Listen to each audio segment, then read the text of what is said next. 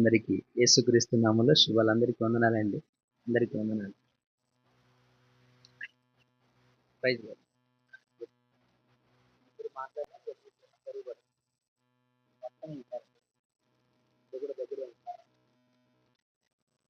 Right. మత్తయి సువార్త 25వ అధ్యాయం. మత్తయి సువార్త 25వ అధ్యాయం 5వ వచనం. నేను చదువుతా, నాతో పాటు చెప్పండి. పెండ్లి కుమారుడు ఆలస్యం చేయగా వారందరూ కునికి నిద్రించుచుండిరి. ఇంకోసారి చెప్దామా? పెండ్లి కుమారుడు ఆలస్యం చేయగా వారందరూ కునికి నిద్రించుచుండిరి. ఈ మాట ఈరోజు ధ్యానం చేద్దాం. వాస్తవానికి చాలా తొందరగా ఈ 13 వచనాలు అయిపోతాయేమో అనుకున్నాను, కానీ ప్రతి వచనంలో దేవుడు మనకి కొన్ని కొత్త విషయాలు నేర్పిస్తూ ఉన్నాడు. అందుకు అదే బయట అయితే మామూలుగా ఏదో జనరల్ మెసేజ్గా అవుట్లైన్ చెప్పుకుంటూ వెళ్ళిపోవచ్చు. మనం చర్చ్ కనుక దీన్ని ఒక సిరీస్లో చెప్పుకోవడం వల్ల మనకు అది ఎంతో ఆశీర్వాదకరం. You can learn lot of things. చాలా విషయాలు మనం నేర్చుకునే అవకాశం ఉంటుంది. దేవుని వాక్యాన్ని ధ్యానం చేస్తూ మనం మత్తయి సువార్త 25వ అధ్యాయంలో కన్యకలు అనే పాఠం నేర్చుకుంటున్నాం. ఈ పాఠంలో అంశం ఏంటి అని అంటే, యేసుక్రీస్తు రాకడ గురించి ఈ పాఠం చెబుతూ ఉంది. 13 వచనాలు మనకు నేర్పిస్తుంది. ఆయన రాకడ ఎప్పుడు వస్తుంది, దాని టైం ఏంటి, ఏ రోజు వస్తుంది ఏంటి అనేది మనకు తెలియదు. కాబట్టి మనం సిద్ధపడి ఉండాలి, మెలకువ కలిగి ఉండాలి అనేది ఈ పాఠంలో ప్రధాన ఉద్దేశం. మరొక ఉద్దేశం ఏంటి? ఈ 13 వచనాల్లో యేసుక్రీస్తు వచ్చినప్పుడు, రెండవసారి వచ్చినప్పుడు నిజమైన విశ్వాసి, నకిలీ విశ్వాసి. ఈ నిజమైన విశ్వాసులు ఎవరో, అసలు విశ్వాసులు ఎవరో, నకిలీ విశ్వాసులు ఎవరో బయటపడతారు. అసలు విశ్వాసులు దేవునితో ప్రేమ విందులో, పెండ్లి విందులో పాల్గొంటారు. నకిలీ విశ్వాసులు నెట్టివేయబడతారు అనేది ఈ 13 వచనాల్లో ఉన్నటువంటి మరొక ప్రాముఖ్యమైనటువంటి ఉద్దేశం. సో ఆ ఉద్దేశాల్లో భాగంగానే కాంటెక్స్ట్లోనే మనం డిస్కషన్ చేస్తాం. అంటే ఆ వాక్యం పరిధిని మనం దాటి వెళ్ళడం లేదు, ఆ పరిధిలోనే మనం దేవుని వాక్యాన్ని ధ్యానం చేస్తాం. ఇది ఒక ఉపమానం. ఇదొక ఉపమానం. ఈ ఉపమానం యేసుక్రీస్తు చెప్పడానికి యూదుల పెండ్లి ఆచారాన్ని పరిగణలోకి తీసుకొని సత్యం వాళ్ళకి అర్థం కావడం కోసం. ఉపమానం అంటే అర్థం ఏంటంటే, భూ సంబంధమైనటువంటి స్టోరీ, పరలోక సంబంధమైనటువంటి అర్థం. కథ భూ సంబంధమైనటువంటిదే, కానీ దాని భావజాలం మాత్రానికి పరలోక సంబంధమైనటువంటి. ఇప్పుడు వివాహ వ్యవస్థ ప్రతి దేశంలో ఉంది, ప్రతి జాతిలో కూడా ఉంది. వివాహ వ్యవస్థ మానవుడు కల్పించుకుంది కాదు, అది దేవుడు ఏర్పాటు, దేవుని ఏర్పాటు. సో అందుకని యూదుల వివాహ ఆచారాన్ని దృష్టిలో పెట్టుకొని, దాన్ని పరిగణలోకి తీసుకొని, కన్యకలు పెండ్లి కుమారుడు కోసం ఎలా ఎదురు చూస్తారో, పరలోక రాజ్యం ఈ ఎదురు చూసే కన్యకలను పోలి ఉంది అని చెప్పాడు. హల్లెలూయా. సో కన్యకలు అంటే, కన్యకలను ఎవరితో పోల్చాడు? విశ్వాసులతో పోల్చాడు. విశ్వాసులు ఎలాంటి విశ్వాసులు? అక్కడ దివిటీలను పట్టుకొని ఉన్నారు అని. దివిటి అంటే దీపము, అంటే ఆత్మ, మన ఆత్మ, మన ప్రాణం అని చెప్పి మనం నేర్చుకున్నాం. అంటే వారు రక్షణ పొందినటువంటి వారుగా మనం చూసాం. రక్షణ పొందారు. విశ్వాసం ద్వారానే మనం రక్షణ పొందుతాము అని. పెండ్లి కుమారుణ్ణి ఎదుర్కోవాలి అని అంటే రక్షించబడి ఉండాలి అనేది మనం నేర్చుకున్నాం. కాబట్టి వీళ్ళు ఎదుర్కోవడానికి వీళ్ళు రక్షించబడ్డారు. ఎదుర్కోవడానికి వీళ్ళు సిద్ధపడి ఉన్నప్పుడు 10 మంది కన్యకల్లో 5 బుద్ధి కలిగి ఉన్నారు, 5 బుద్ధి లేని వారిగా ఉన్నారు. జ్ఞానం కలిగిన వారు, జ్ఞానం లేనివారు. ఈ జ్ఞానం ఎవరి వలన మనకు వస్తుంది అంటే దేవుని ద్వారానే మనకు వస్తుంది. కాబట్టి యేసుక్రీస్తుని మనము కలిగి ఉంటే మనం జ్ఞానవంతులమే. యేసుక్రీస్తుని మనం కలిగి ఉంటే జ్ఞానవంతులమే. కాబట్టి మిత్రులారా, బుద్ధి లేని వారికి క్రీస్తుని కలిగి లేరు, బుద్ధి గలవారు క్రీస్తుని కలిగి ఉన్నారు అనేది నేర్చుకున్నాం. తర్వాత ఇంకేం నేర్చుకున్నాము మనము? నిరీక్షణ కలిగారు, నిరీక్షణ కలిగి ఉన్నారు. అంటే వీళ్ళు ఎదురు చూస్తున్నారు పెండ్లి కుమారుడి కోసం. పెండ్లి కుమారుడి కోసం వీళ్ళు ఏం చేస్తున్నారు? ఎదురు చూస్తున్నారు. ఆశతో వస్తాడు వస్తాడు వస్తాడు అని ఎదురు చూస్తూ ఉన్నారు. ఇది నిరీక్షణ గురించి కూడా మనము నేర్చుకున్నాం. ఈ నిరీక్షణ మనల్ని సిగ్గుపరచదు అని పాఠం మనం నేర్చుకున్నాం. తర్వాత బుద్ధి లేని వారి గురించి పోయిన వారం మనం నేర్చుకున్నాం.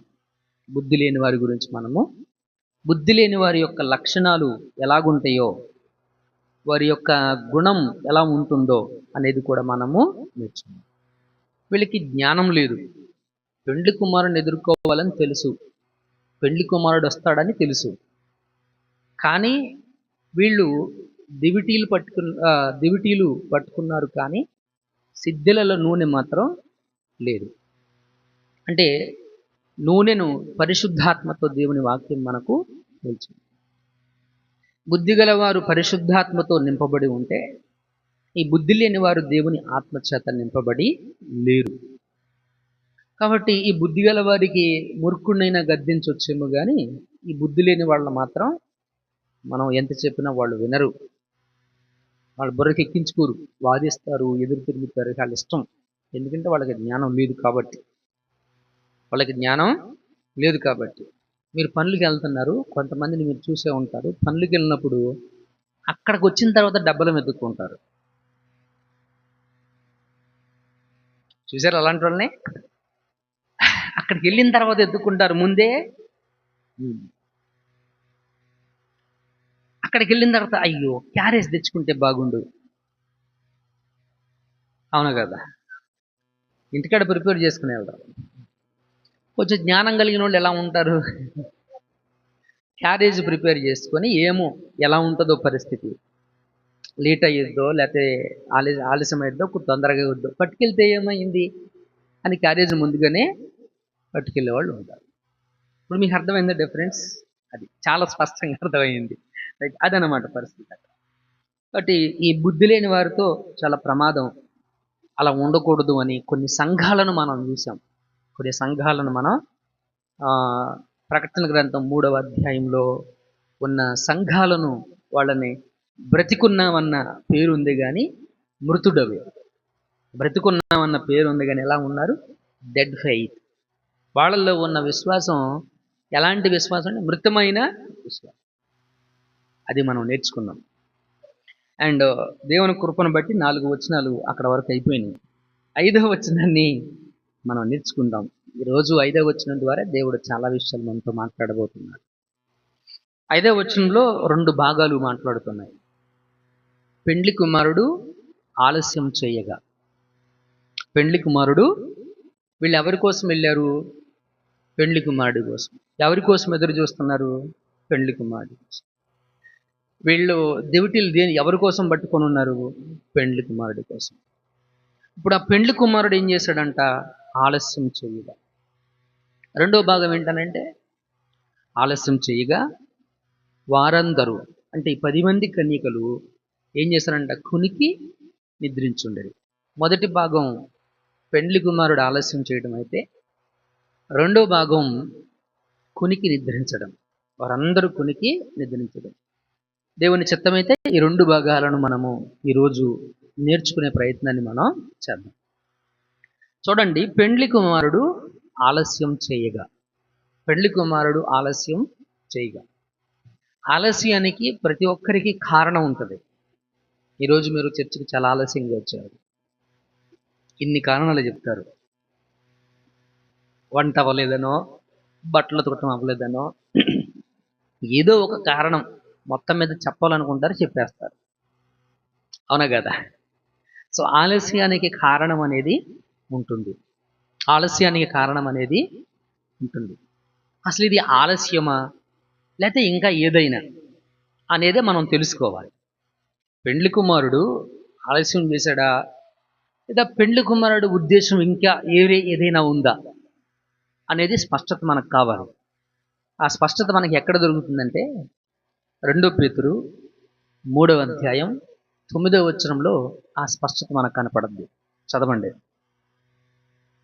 2 పేతురు 3వ అధ్యాయం 9వ వచనంలో, కొందరు ఆలస్యమని ఎంచుకున్నట్లు ప్రభువు తన వాగ్దానమును గూర్చి, అది ఏంటండి ఇది? కొందరు ఆలస్యమని అనుకున్నట్టుగా, కొందరు ఆలస్యమని అనుకున్నట్టుగా పెండ్లి కుమారుడు లేదా ప్రభువు ఆయన వాగ్దానం గురించి, ఆయన రాకడను గురించి ఆలస్యం చేసేవాడు కాదు. కానీ రైట్, ఇప్పుడు అర్థమవుతుంది కదా. కానీ ఎవడును నశింపవలనని ఇచ్చయింపక అందరూ మారు మనసు పొందవలనని కోరుచు నీ ఎడల దీర్ఘశాంతము గలవాడై ఉన్నాడు. ఇప్పుడు ఇది ఆలస్యమా, దీర్ఘశాంతం? ఆమేన్, హల్లెలూయా. ఇది ఆలస్యం కాదు, ఇది దీర్ఘశాంతం, ఓపిక. దేనికి ఓపిక? ఓపిక దేనికోసం? అందరూ నశించకూడదు, అందరూ మారు మనసు పొందాలి. ఎవ్వరూ నశించకూడదని, అందరూ రక్షణ పొందాలని, మారు మనసు పొందాలని కోరిక కలిగి పెండ్లి కుమారుడు ఏం చేస్తున్నాడంట? దీర్ఘశాంతము కలిగి ఉన్నాడంట. Let me talk to you like this. ఇలా మాట్లాడనివ్వండి. 25వ అధ్యాయం మత్తయి సువార్తలో బుద్ధిగల కన్యకలు బాగానే ఉన్నారు, కానీ బుద్ధి లేని కన్యకలు, వారిలో సరి అయినటువంటి సిద్ధపాటు అనేటువంటిది లేదు. ఇప్పుడు ఈ ఆలస్యం ఎవరి కోసం చేశాడు? ఈ బుద్ధి లేని కన్యకల విషయం. ఆలస్యం ఎవరి కోసం? బుద్ధి లేని కన్యకల విషయమే.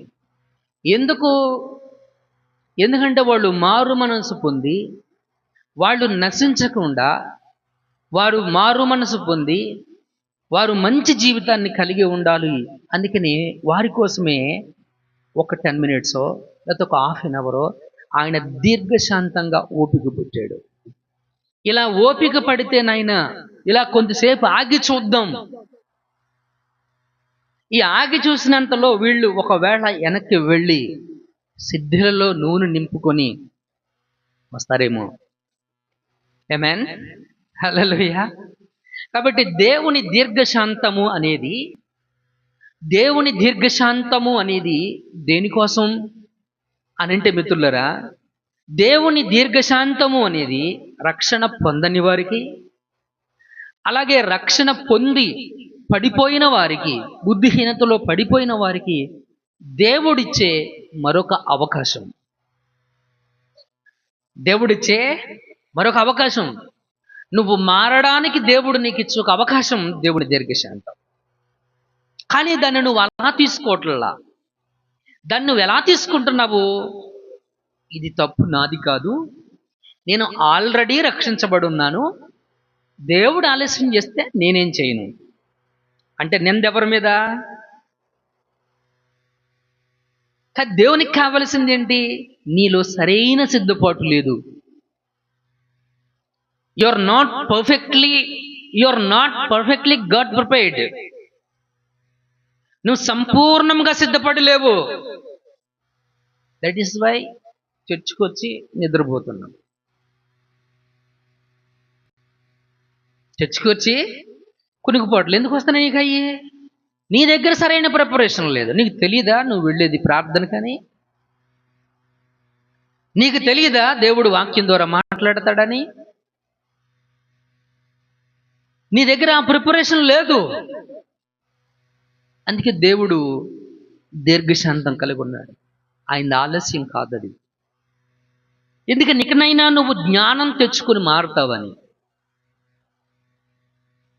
ఇక ఎప్పుడు నాకు బలహీనత ఉంది, నాకు అది ఉంది, నాకు ఇది ఉంది అని చెప్పి తప్పించుకుంటావని కాదు.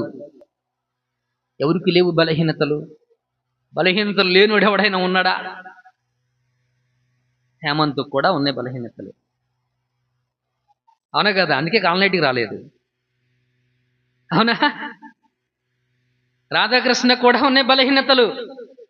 అందుకనే బుధవారం రావట్లా, శనివారం రావట్లా. Everybody have that.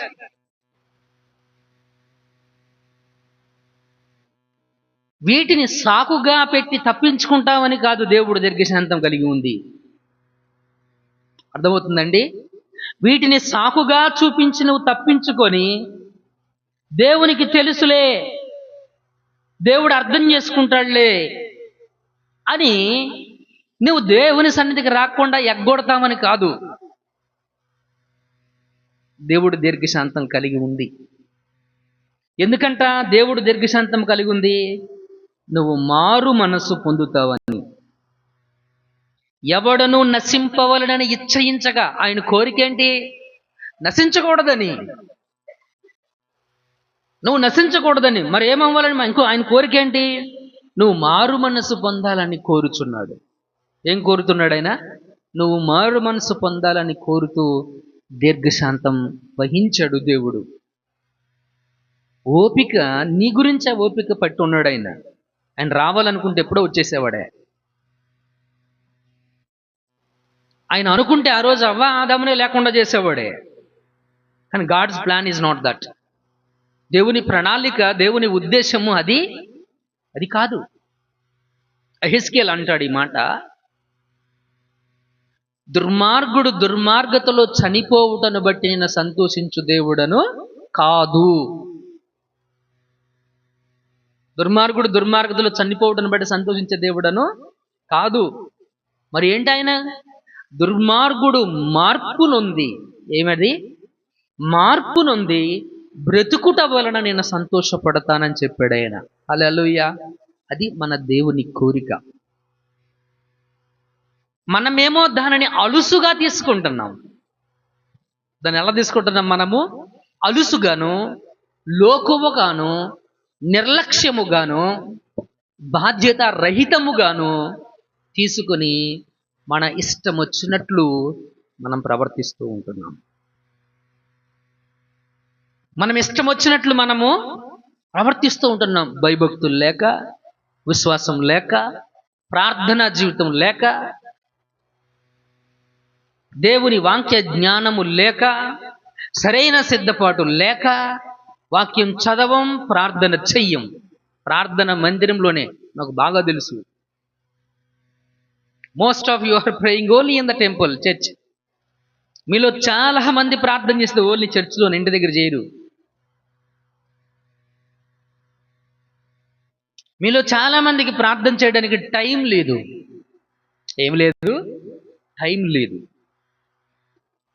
You are that much so much busy. నీకు అంత బిజీ షెడ్యూల్ ఉంది.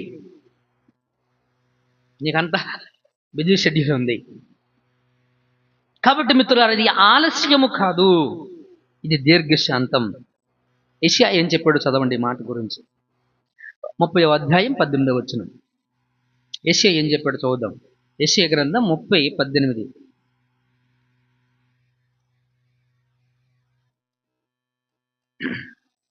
కావున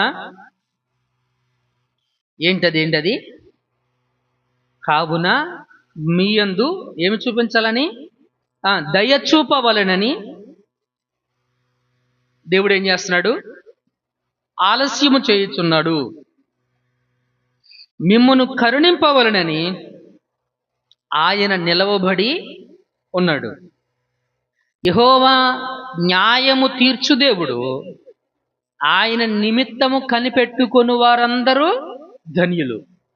నువ్వెప్పుడు జ్ఞానం తెచ్చుకుంటావు? ఇంకా చచ్చిపోయేదాకా నువ్వు అలాగే ఉంటావా?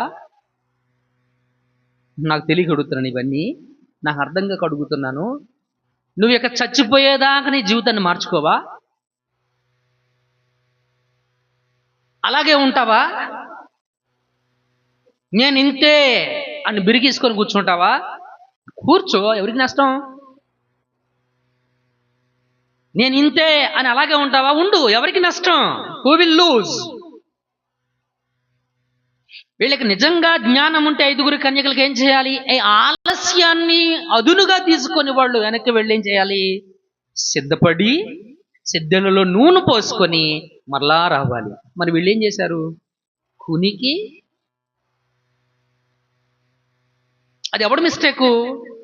ఆలస్యం చేసిన దేవునిది మిస్టేక్ అంటున్నాం మనం. పెండ్లి కుమారుడు ఆలస్యంకి వస్తే మరి ఏం చేయమంటారు పాస్టర్ గారు? నిద్రపోక అన్నట్టుంది మీ ఆలోచన విధానం.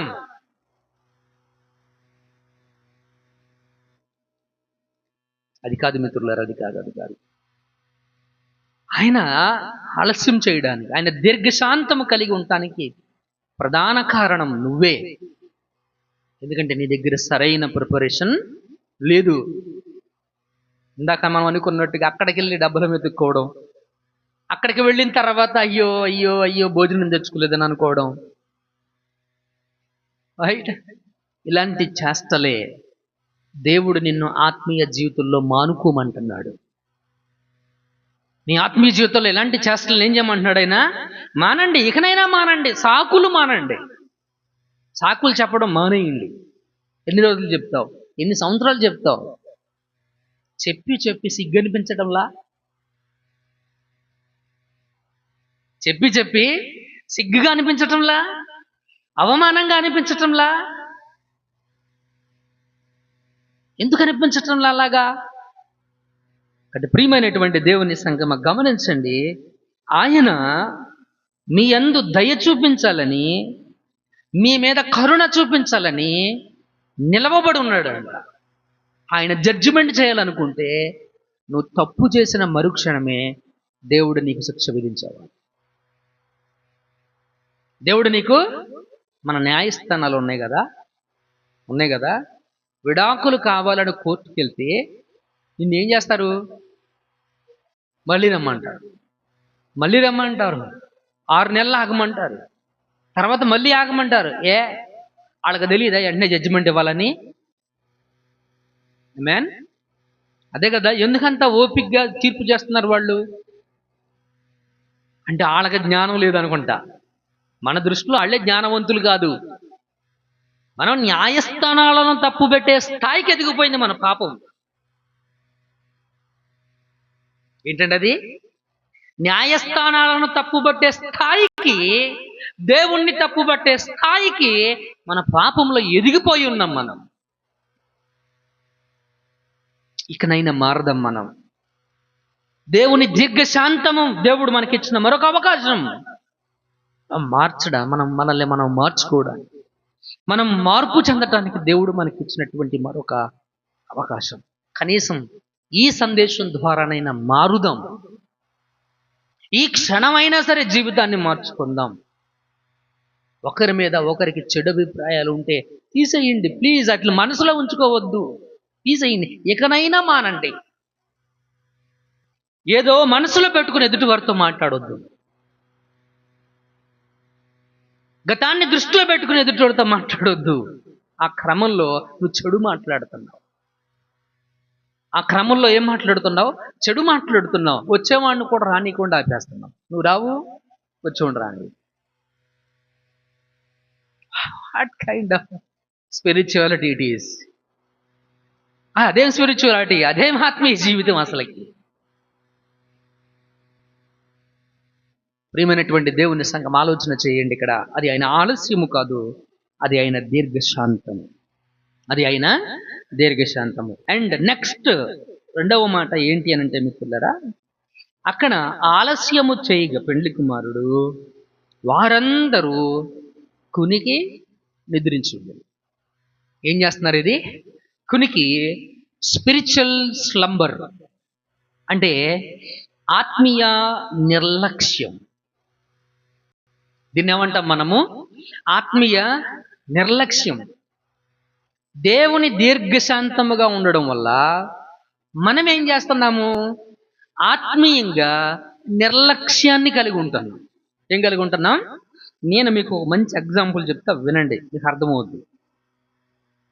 డ్రైవింగ్ చేస్తూ ఇక్కడి నుంచి విజయవాడ వెళ్ళాలి. డ్రైవింగ్ చేస్తూ కునికిపాట్లు పడితే ఏమైంది? కునికిపాట్లు పడ్డాన్ని ఏమంటాం మనం? నిర్లక్ష్యంగా తోలడమే కదా, అవునే కదా? ఇప్పుడు నీ కునికిపాట్లు వస్తే ఆగాలి. ఆగకుండా నువ్వు వెళ్ళిపోతున్నావు, దాని అర్థం ఏంటి? నిర్లక్ష్యం. ఏంటది? నిర్లక్ష్యం. నీవు నిత్య జీవం కావాలి అని బయలుదేరిన వ్యక్తివి, నీకు పరలోక రాజ్యం కావాలని, స్వర్గం కావాలని, ఈ పాపము నుంచి విమోచన కావాలని దేవుణ్ణి అడిగి ప్రార్థించిన వ్యక్తివి, ఈ రోజున నీ ఆత్మీయ జీవితంలో నువ్వు నిర్లక్ష్యంగా ఉంటే ఎలాగా? నువ్వు కునికిపాట్లు పడితే ఎలాగా? 24వ అధ్యాయం మత్తయి సువార్త 24వ అధ్యాయం 48వ వచనం చదవండి. అయితే దుష్టుడైన ఒక దాసుడు, ఎవరైతనో వింటున్నారు నా మాటలో? దుష్టుడైన ఒక దాసుడు ఏం చేస్తున్నాడు? నా యజమానుడు ఆలస్యము చేయుచున్నాడని తన మనసులో అనుకొని ఏం చేశాడంట? తన తోడి దాసులను కొట్ట మొదలుపెట్టి త్రాగుబోతులతో త్రాగుచూనుంటే ఏం చేస్తున్నాడు? త్రాగుతూ తినుచూ ఉన్నాడు. ఎవరితో పడితే వాడితో గొడవలు పెట్టుకుంటున్నాడు. ఎలా పడితే అలా మాట్లాడుతున్నాడు. మాటలో మర్యాద లేదు, మంచి లేదు. ఏం మాట్లాడుతున్నాడో వాడికి తెలియడం లేదు, ఎలా మాట్లాడుతున్నాడో వాడికి తెలియడం లేదు. వాడిష్టం.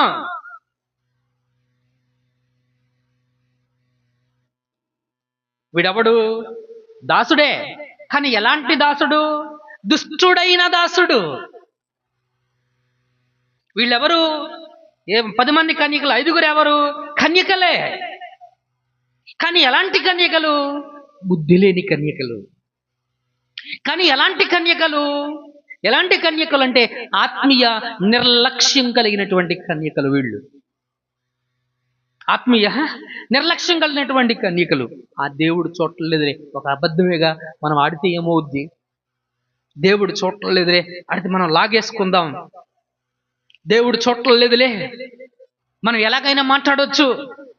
మన నోరు ఎలా మాట్లాడితే, మనసుకు ఏది అనిపిస్తే అది అనేసేయడమే. ఎదుటివాడు బాధపడుతున్నాడా? బాధపెట్టే మాట ఇది మంచి మాటేనా? ఇది చెడ్డ మాట? నేను ఎలా మాట్లాడుతున్నాను? నువ్వు వ్యక్తిగతంగా విమర్శ చేసుకోవటం లేదు, అసలు పరిశీలన చేసుకోవటం లేదు.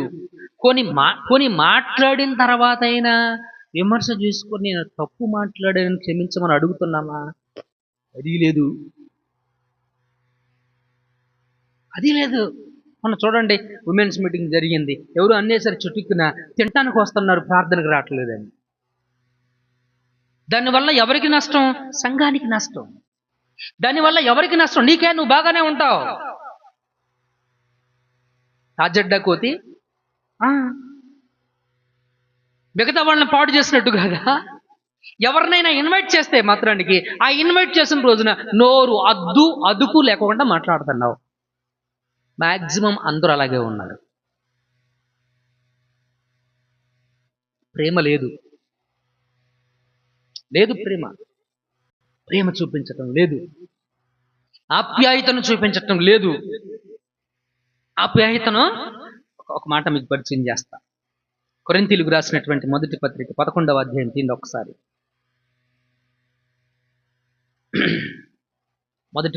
కొరింథీ మొదటి పత్రిక చూడండి ఒకసారి. 16వ వచనం చదవండి. ఎవడైనా కలహ ప్రియుడుగా కనబడిన ఎడల మాలోనైనను దేవుని సంఘములోనైనను ఇట్టి ఆచారము లేదని వాడు తెలుసుకోవాలి. ఎవరు తెలుసుకోవాలి?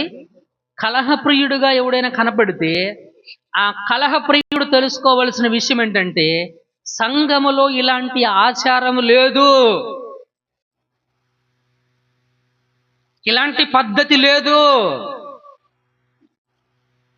ఆ సంఘం ప్రేమ చూపించే సంఘమనో, ఆ సంఘానికి వెళితే ఆప్యాయతలు కనబరిచే సంఘమనో, గౌరవించే సంఘమనో, మర్యాదనిచ్చే సంఘమనో సమాజం తెలుసుకోవాలి. మన సంఘానికి వచ్చినోడు ఏమనుకుంటున్నాడు? మన సంఘానికి వచ్చినోడు ఏమనుకుంటున్నాడండి?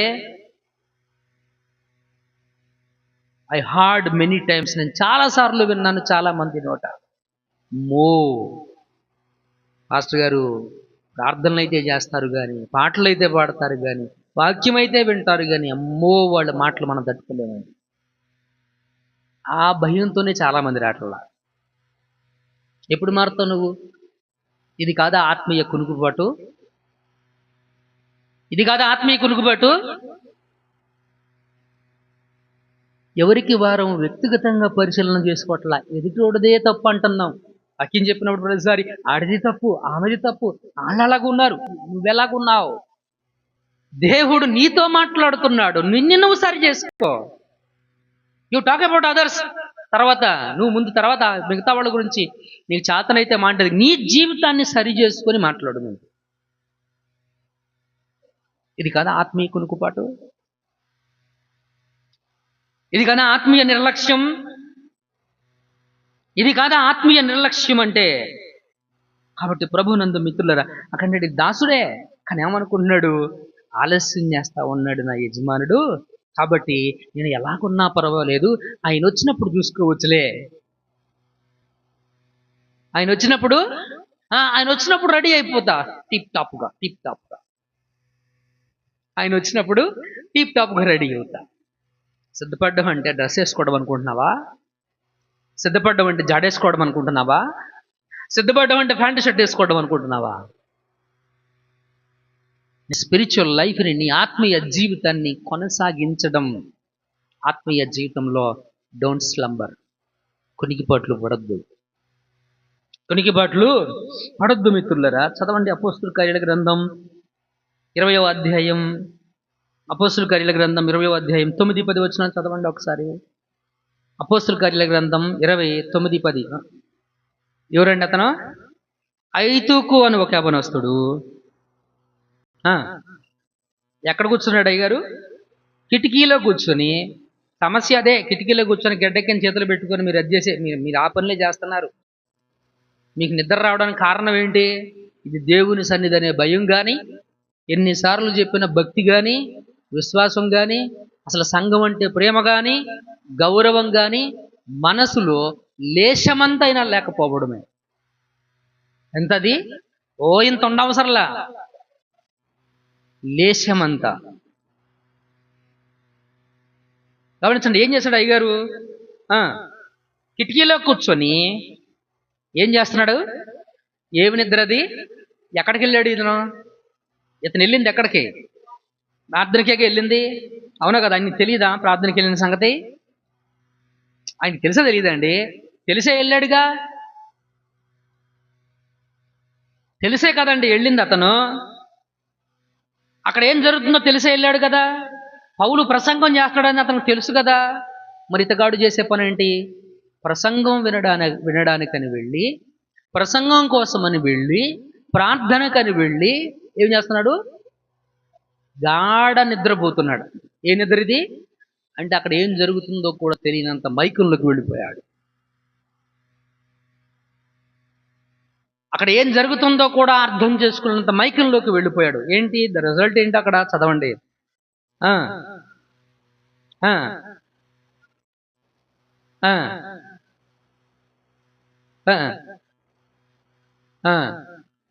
ఏమైందంట? కింద పడి చనిపోయిన వాడే ఎత్తబడాను. గమనించండి ప్రియమైన దేవుని సంఘమా, మోస్ట్ ఆఫ్ అస్ అసలు ప్రార్థనకు వస్తే నిద్ర రావడం ఏంటండి దరిద్రంగా? మనం ఎంత దరిద్రులు అయితే మనకు ఆ దరిద్రం తగులుకుంటుంది. టీవీ చూసేటప్పుడు నిద్రపోతున్నామా? రోడ్డు మీద వ్యవహారాలు పెట్టి మాట్లాడినప్పుడు నిద్రపోతున్నామా? మహిళా మండలం మీటింగ్లో నిద్రపోతున్నామా? మరి ప్రార్థనలో నిద్రపోవడం ఏంటి చీఫ్గా? ఆలోచించండి. ఇది కదా ఆత్మీయ కునుకుపట్టు? నువ్వు ఎందుకు వచ్చావు? నీ పని ఏంటి? నీ ఏ ఉద్దేశంతో వచ్చావు? దేవుని వాక్యం వినటానికే కదా, దేవుని మాటలు వినటానికే కదా, దేవుని ఆరాధన చేయడానికే కదా, దేవుని గణపరచడానికే కదా. But what are you doing? మరి ఏం చేస్తున్నావు వచ్చి? నువ్వు చేసే పని ఏంది? ఆలోచించండి మిత్రులారా, ఆలోచించండి. ఆలోచించండి. మరొక వచనాన్ని పరిచయం చేసుకుని చూడండి. హెబ్రీయులకు రాసిన పత్రిక 12వ అధ్యాయం.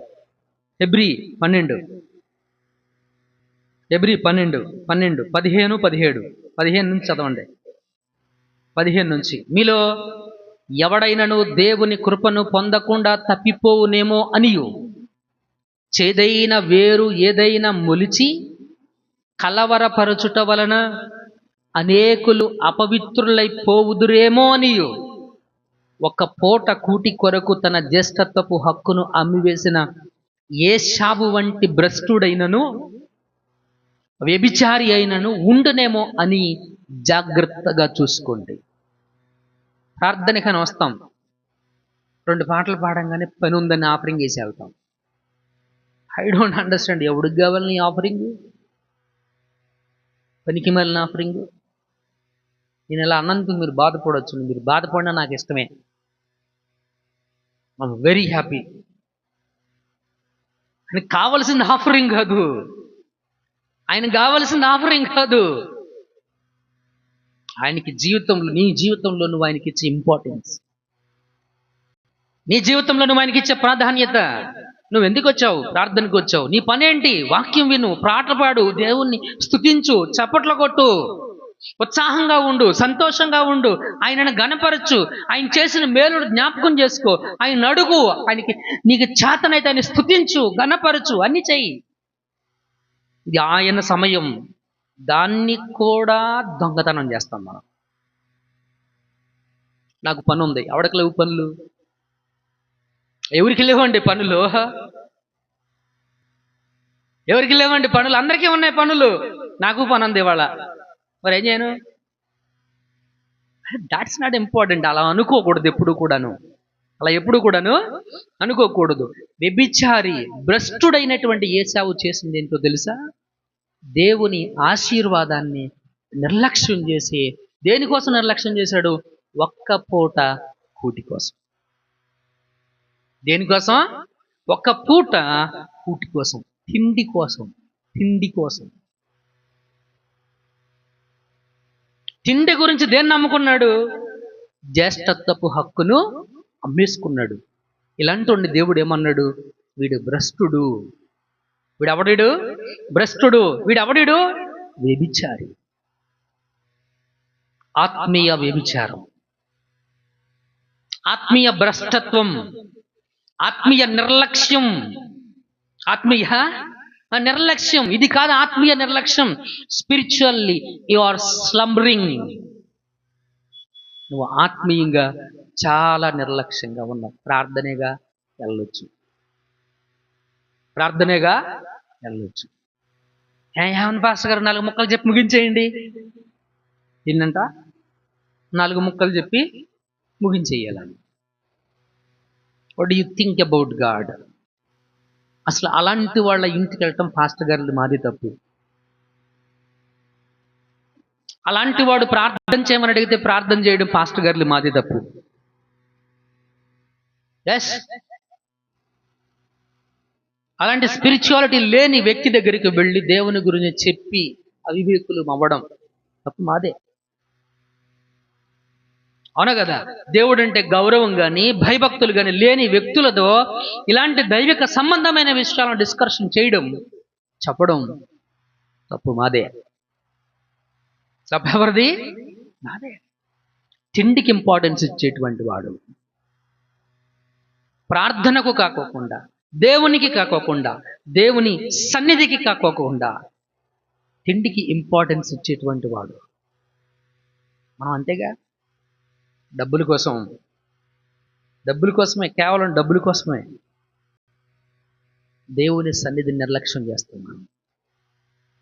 కేవలం డబ్బుల కోసమే. అలాగని మనం పని చేసుకోవద్దని దేవుడు చెప్పలా. దేవుని సన్నిధిని నువ్వు ఎప్పుడు గౌరవించే వ్యక్తిగానే ఉండాలి. అతనికి ఇంపార్టెంట్. నువ్వు కష్టపడు, నువ్వు పని చేయి. God is most important. ఎందుకు నీకు ఇంపార్టెంట్ గాడ్ అంటే, నువ్వు చనిపోయిన తర్వాత దేవుని న్యాయపీఠం ముందు నువ్వు నిలబడాలి. ఈ దేహంతో నువ్వు చేసిన ప్రతి క్రియ, అది మంచిదైనా సరే చెడ్డదైనా సరే, ఆయన ముందు నువ్వు నిలబడి వాటికి లెక్క చెప్పాలి. నిలబడి వాటికి ఏం చేయాలండి? లెక్క చెప్పాలి. ఏశావులాగా చేయొద్దు, ఏశావులాగా చేయొద్దు, ఐతూకులాగా చేయొద్దు, ఐతూకులాగా చేయొద్దు. సునీల్ పాస్టర్ గారికి పని పాట లేక బైబిల్ స్టడీస్ పెట్టాడు. సునీల్ పాస్టర్ గారికి పని పాట లేక ఉమెన్స్ మీటింగ్ పెట్టాడు నెలకు ఒకసారి. సునీల్ పాస్టర్ గారికి పని పాట లేక ఆయన స్వలాభం కోసం మీరందరూ ప్రార్థనకు వస్తే సునీల్ పాస్టర్ గారికి కట్టలొచ్చి లోపల పడతాయి వాటంతటా అవే. అందుకే ఆన్లైన్ ప్రార్థన పెట్టాడు. సునీల్ పాస్టర్ గారికి పని పాట లేక వేలకు వేల రూపాయలు ధారాళంగా ఎవరో దారాదత్తం చేస్తున్నారు. అందుకే ఆయన ఏం చేస్తున్నాడంటే ఒక సెమినార్ పెట్టాడు. అంతేనా? మాట్లాడరేంటి? అంతేనా? అంతే అన్నట్టు చూస్తున్నారు నా ఇంక మీరు. It is arranged for you. అవి మీకోసం అరేంజ్ చేసినటువంటి కార్యక్రమాలు. నీ కోసము నువ్వు రావడానికి కూడా నువ్వు కష్టపడతావు. అదేదో మహిళా మండలం డబ్బులు ఇచ్చే పనైనా, లేకపోతే ఊరికి వచ్చి కూర్చోండి 500 కూలిస్తారని చెప్తే,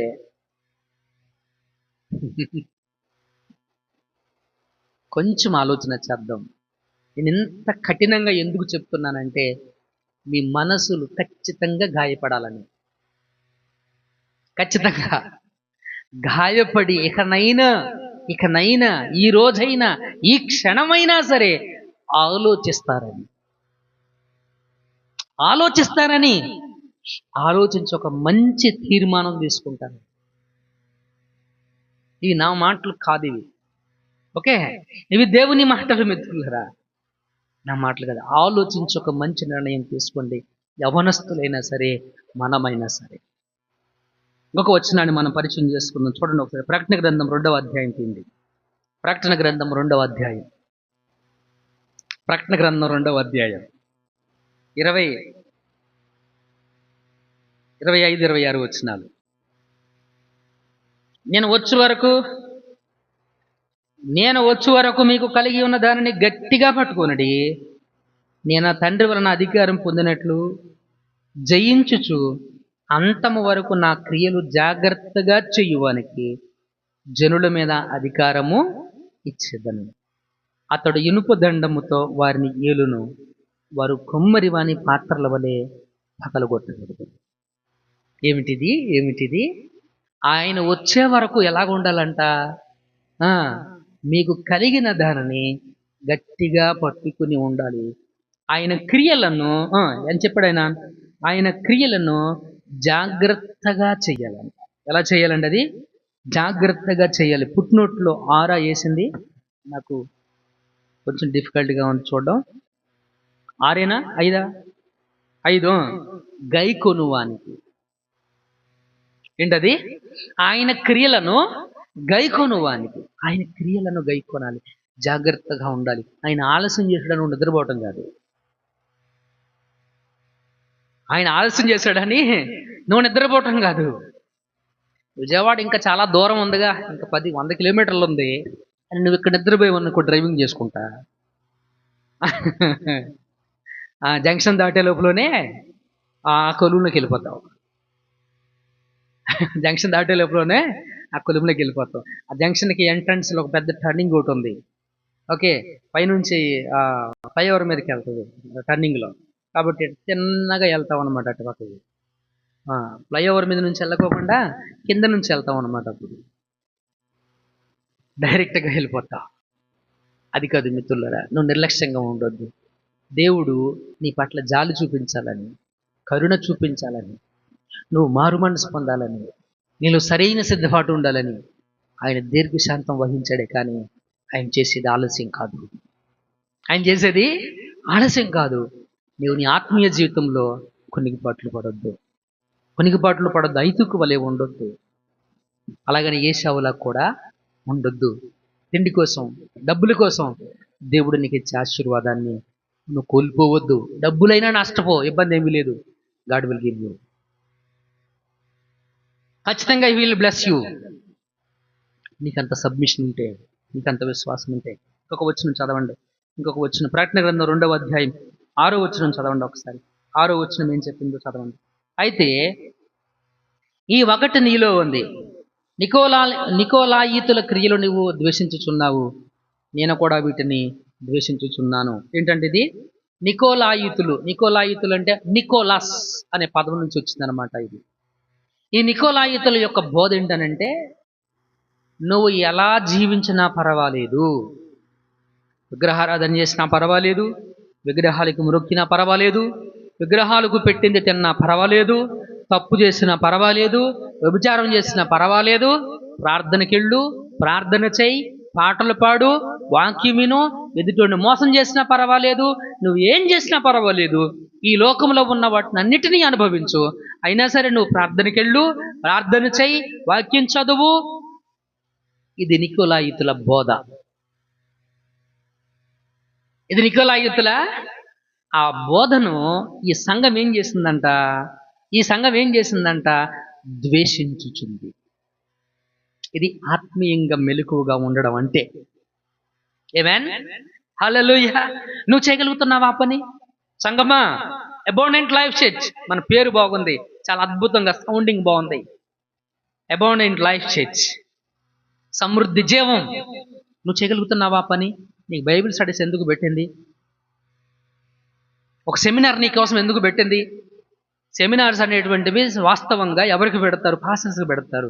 కానీ నా సంఘం ప్రతి ఒక్కరు కూడా వాక్య జ్ఞానం కలిగి ఉండాలని సెమినార్స్ పెట్టావు. ఎందుకు పెట్టావు? నువ్వు ఎలాంటివి అర్థం చేసుకుంటావని, ఇలాంటి బోధను తెలుసుకుంటావని. మంచి బోధ ఏదో, చెడ్డ బోధ ఏదో, పనికిరాని బోధ ఏదో, పనికొచ్చే బోధ ఏదో, ఏది దేవుని వాక్యమో, ఏది దేవుని వాక్యము కాదో నువ్వు అవగాహన కలిగి ఉంటావని. నికోలాయితుల బోధను తిరస్కరించింది, ద్వేషించింది ఎఫెస్సులో ఉన్నటువంటి సంఘము. 15వ వచనం కూడా చదవండి అక్కడ, అదే అధ్యాయంలో. అటువలని నికోలాయితుల బోధను అనుసరించువారును మీలో ఉన్నారు, కావున మారు మనసు పొందము లేని ఎడల నేను నీ వద్దకు త్వరగా వచ్చి నా నోట నుండి వచ్చు ఖడ్గపు చేత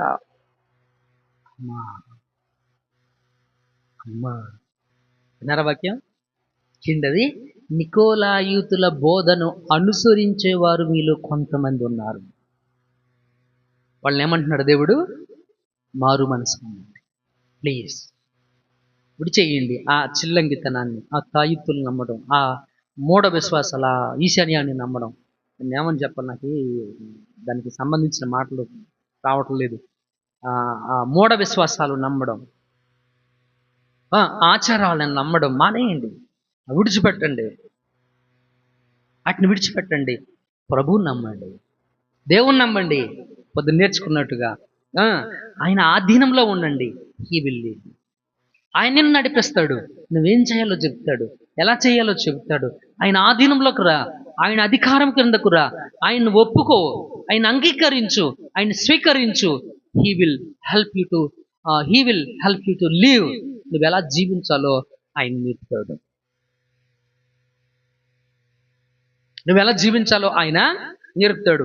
ఎఫెసులో సంఘం నికోలాయితుల బోధను ద్వేషిస్తే, ఇక్కడ ఒక సంఘం ఉంది, స్వర్గములో ఉన్నటువంటి సంఘం అంట. ఈ సంఘం ఏం చేస్తుంది? నికోలాయితుల బోధను అనుసరించేవారు, సంఘం అంతా కాదు కానీ కొంతమంది ఉన్నారంట. వాళ్ళతో దేవుడు ఏమంటున్నాడో తెలుసా? మారు మనసు పొందుము లేని ఎడల నేనే నీ వద్దకు వచ్చి యుద్ధము చేసేదని. సంఘములతో ఆత్మ చెప్పుచున్న మాట చెవిగలవాడు వినును గాక. ఆత్మ చెప్పుచున్న మాట చెవిగలవాడు వినును గాక. ఈరోజు ప్రభువు నీతో అదే మాట్లాడుతున్నాడు ప్రియ దేవుని సంఘం. చివరిగా మొదటి పేతురు 5వ అధ్యాయం, నాతో పాటు చెప్పండి హల్లెలూయా. నిద్రపోయే వాళ్ళు కూడా దేవుని స్తోత్రం. నీది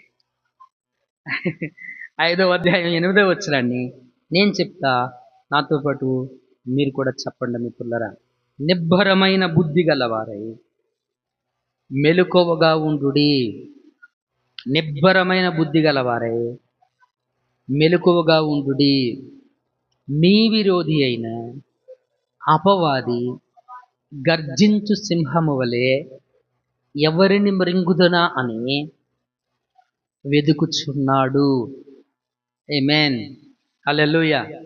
ఈ మాట కూడా చెప్పండి. లోకమందున్న మీ సహోదరుల యందు ఈ విధమైన శ్రమలే నెరవేరుచున్నవని ఎరిగి విశ్వాసమందు స్థిరులై వానిని ఎదిరించుడి. హల్లెలూయా. దేవునికి మహిమ కలుగును గాక. సరే, బుద్ధి లేని కన్యకలు నిద్రపోయారు. వీళ్ళకి ఏమైంది? బుద్ధి ఉన్న వాళ్ళకి ఏమైందండి? వాళ్ళు ఎందుకు నిద్రపోయారు? తినేమంటాం? విశ్వాసంలో ఆ అస్థిరత్వం, అంటే ఒక రకంగా చెప్పాలంటే ఒక నెగ్లిజెన్సీ వీళ్ళకు కూడా వచ్చేసింది. రైట్? వాళ్ళ నీరసం 6 నెలలు సేమ్ థింగ్ హ్యాపెండ్. అక్కడ అదే జరిగింది. ఈ సందేశం ద్వారా మీలో ఒక్కరైనా మండించబడితే, మీలో ఒక్కడైనా విశ్వాసంలో స్థిరపడిన, మీలో ఒక్కడైనా జాగ్రత్త పడిన, మిగిలిన వాళ్ళందరూ కూడా జాగ్రత్త. ఆమేన్. హల్లెలూయా. హల్లెలూయా. 2 చేతులు ఒకసారి చెప్పండి. హల్లెలూయా. దేవుని స్తోత్రం. కాబట్టి ప్రియమైనటువంటి దేవుని సంగమా, గమనించండి. రక్షించబడిన వారు విశ్వాసంలో స్థిరంగా ఉండండి. ఈరోజు పరిశుద్ధాత్మ దేవుడు మనకు చెప్పిన పాఠాన్ని మీరు గుర్తుపెట్టుకోండి. కన్యకలు కూర్చున్నటువంటి పాఠంలో నిజమైన విశ్వాసి, నకిలీ విశ్వాసి, అసలైన విశ్వాసి, నకిలీ విశ్వాసి ఎవరో బయటపడిపోతుంది. నువ్వెవరు? అసలు విశ్వాసివా? నకిలీతనం నీలో ఏమైనా ఉందా? ఈ నకిలీతనం ఉన్నటువంటి వారు బుద్ధి లేని వారు. ఈ బుద్ధి లేని వారు కనీసం జ్ఞానం పొందుతారని ఆయన కొంచెం ఆలస్యం చేశాడు. వాళ్ళు ఏమనుకున్నారంటే, మేము రెడీగానే ఉన్నాం, అయింది తప్పు, ఆయన ఆలస్యం చేశాడు అని. ఆయన చేసిందే ఆలస్యం కాదు, దీర్ఘశాంతం కలిగి ఉన్నాడని. ఎందుకు దీర్ఘశాంతం కలిగి ఉన్నాడంటే, నీ మీద జాలు చూపించడానికి, నీ మీద కరుణ చూపించడానికి. నువ్వు నశించకూడదని కోరిక గలవాడే, నువ్వు నాశనం కాకూడదని కోరిక గలవాడే, నువ్వు మారు మనసు పొందాలని ఆలోచించి ఆయన ఏం చేశాడు అంటే దీర్ఘశాంతం వహించాడు. కాబట్టి నికోలాయితుల వంటి బోధ మీలో ఎవరైనా అనుసరిస్తే ద్వేషించండి, దాన్ని వదిలిపెట్టేయండి, క్రీస్తులోకి రండి, మారు మనసును పొందండి. ఈ ఆత్మీయ మెలకువను కలిగి ఉండండి. ఆత్మీయ జీవితంలో ఏం కలిగి ఉండాలి? మెలకువ కలిగి ఉండండి. ఒకవేళ నీకు డబ్బే అవసరం వచ్చినప్పుడు, దేవుడా డబ్బా అనే పరిస్థితి నీ జీవితంలోకి ఎదురైనప్పుడు, నాకు దేవుడే అని ప్రాముఖ్యతను దేవునికి మీరు ఇవ్వండి. ఏశావులాగా చేయొద్దు. ఒక ఉద్దేశంతో నువ్వు దేవుని మందిరానికి వెళుతున్నావు, ఒక ఆలోచనతో దేవుని మందిరానికి వెళుతున్నావు. నువ్వు వచ్చేటప్పుడు, నువ్వు రావడానికంటే ముందు నీ జీవితంలో ఎన్నో కష్టాలు ఉంటున్నాయి, ఎన్నో ఇబ్బందులు ఉంటున్నాయి, ఎన్నో బాధలు ఉంటున్నాయి. కుటుంబం సరిలేకపోవటమో, బిడ్డలు సరిలేకపోవటమో, ఆర్థికంగానో మానసికంగానో సఖ్యత లేకపోవటమో, సమాధానం లేకపోవటమో, వివిధ రకాలైనటువంటి పరిస్థితుల నుంచి నువ్వు దేవుని దగ్గరికి వస్తున్నావు. నువ్వు దేవుని దగ్గరికి వచ్చిన తర్వాత నువ్వు పొందుకున్న సమాధానం ఏది? ఎందుకని నువ్వు ఆ సమాధానం కలిగి వెళ్ళలేకపోతున్నావు? ఎందుకనంటే నువ్వు నికోలాయితుల బోధను కలిగి ఉన్నావేమో, లేదా ఏశావులాగా జ్యేష్ఠత్వాన్ని, ఆశీర్వాదాన్ని, ఆత్మీయంగా నిర్లక్ష్యాన్ని కలిగి ఉన్నావేమో. ఇక్కడికి వచ్చిన తర్వాత కూర్చున్నావు, కానీ ఆలోచన అంతా పెద్ద కూతురు, పెద్ద కొడుకు, చిన్న కూతురు, చిన్న కొడుకు, మనవడు, మనవరాలు. నువ్వు దేవుని వాక్యం ఏమంటున్నావు? How God will change you, how God will help you. దేవుడు నీకు ఎలా హెల్ప్ చేస్తాడు? ఐతుకులాగా ఉండొద్దు. Don't slumber in the church. దేవుని మందిరంలో ఆత్మీయ కునుకుపాటు నుంచి మనం బయటకు వద్దాం. అతి కృపను దేవుడు మనందరికీ అనుగ్రహించుంటాడు. కళ్ళు మూసుకోండి, ప్రార్థన చేద్దాం. దేవుని వాక్యాన్ని మనం విన్నాం కదా. ఈరోజు దేవుడు నీతో మాట్లాడిన ప్రతి మాట చాలా శ్రేష్టమైనటువంటి మాట. ఒక్కసారి ఆలోచించండి. నేనేమంటానంటే ఒక్కసారి మీరు ఆలోచించండి. ఒక్క